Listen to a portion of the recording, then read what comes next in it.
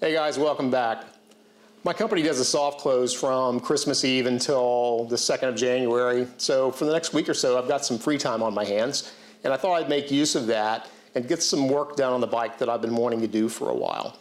What we're gonna do today is install this billet style foot peg brake lever. This is for a 2018 and above Softail, except for,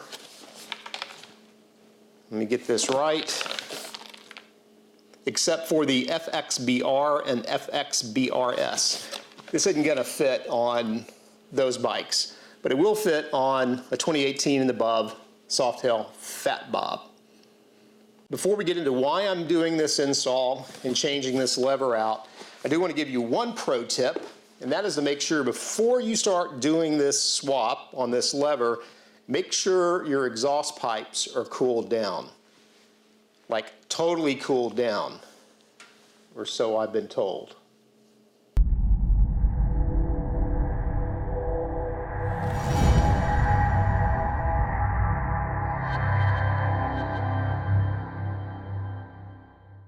So the reason I'm swapping out this brake lever is if you watch the walk around video I did a few months ago, I talked about the low angle of the brake lever on the 2018 and above Fat Bob, and that I was not having the problems that other people were reporting in working that rear brake. It's kind of weird because it sets a little flat, so you have to torque your foot down, and what's happened over the last few months is I've developed a pain in a ligament on the outside of my knee. Now I don't know that this caused the pain, but what I do know is that operating that rear brake now aggravates the hell out of that. So what I want to do is try to replace that and raise the lever up a little bit and kind of put a brake pad on that'll pull it back towards me. So it's more of a natural position for a forward control setup on a bike.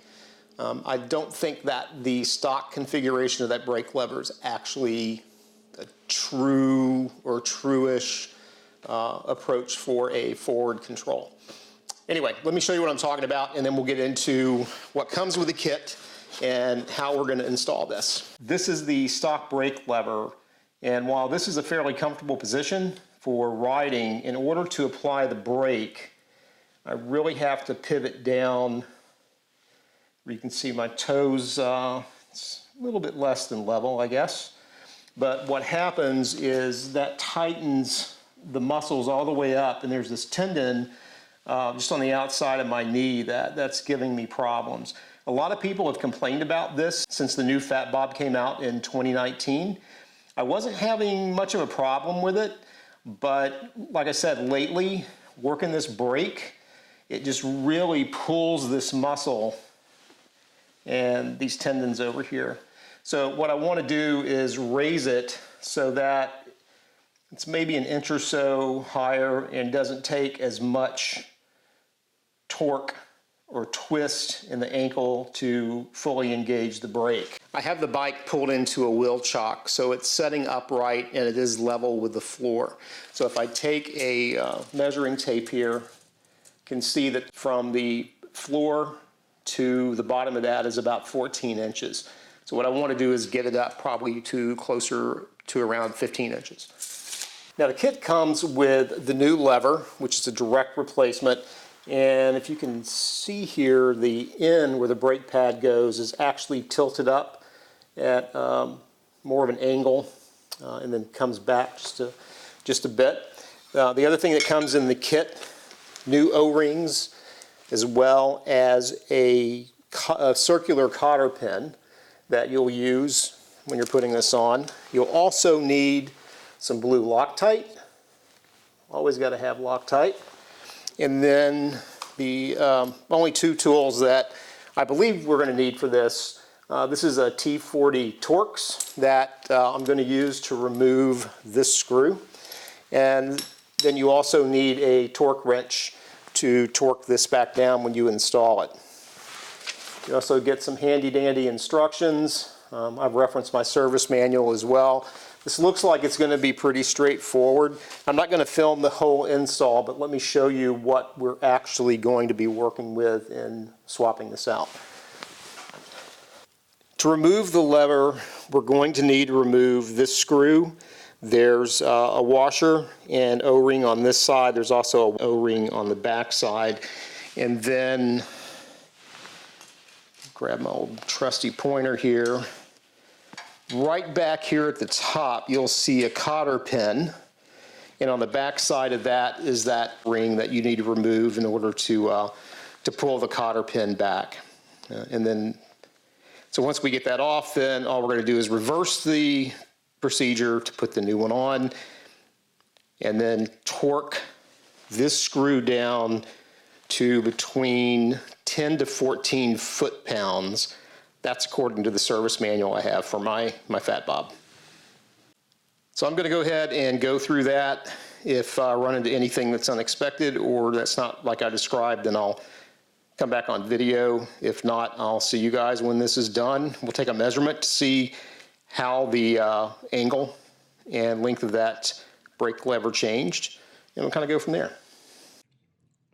Hey guys, just a quick update. You're also going to need a 1/2-inch wrench in order to get this screw out here. There's a nut right behind that on the back side that you need to latch onto in order to get this loosened, get it out, and then of course put it back in and tighten it up. So Torx 40, T40 for Torx for the front, 1/2-inch wrench on the back. Once you get the screw out, you'll need to take that ring off the back of the cotter pin, pull that out, and then grab the lever, work it up until you work it loose, and then slide it off the bike. Don't forget to grab the little O-ring that'll be left on the bike. To put the new lever on, we're simply going to reverse the process. Replace that last O-ring, slide the lever on, work it into place, put the cotter pin in, the retaining ring, and then the outer O-ring, washer, put the screw back in, tighten everything down, torque it to 10 to 14 pounds, and you should be good to go. All right, so now the new brake lever is on. It really wasn't that bad. If I had to do it again now that I've done it once, it would probably only take about 15, 20 minutes. And as far as the difference, when we measure, it's now about 15 3/4 inches. It was before it was 14. So we picked up about 1 3/4 inches as far as height, and it's because of the angle, it's back a little bit further. Now I don't have the brake pad on here yet. I've got to put that on, but let me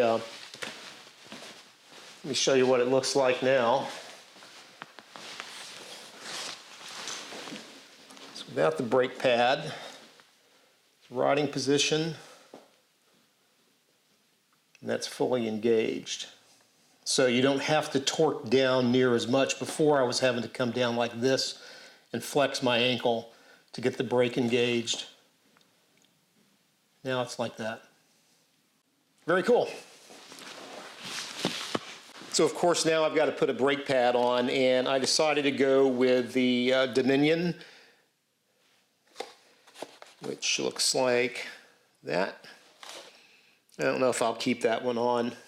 Joker Machine actually makes one that matches the mini serrated boards, but this brake lever has pieces scalloped out right here, and then I don't know if you can see, it's all black, but